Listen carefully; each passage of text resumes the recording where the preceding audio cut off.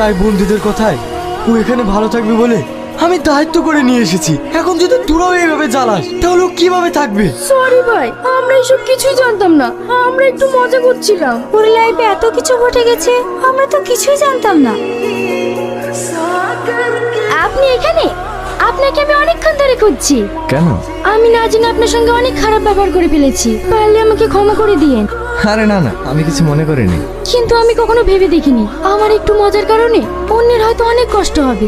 আমি কি সব আবল-তাবল বকছি? চলুন, আমাদের এখানে একটা নামকরা চায়ের দোকান আছে, আপনাকে ওখান থেকে চা খাইয়ে নিয়ে আসি।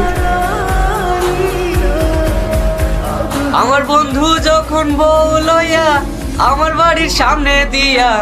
কি দাদু, শরীর কেমন আছে? হ্যাঁ বাপ, ভালো আছি। সকাল থেকে কিছু খেয়েছো?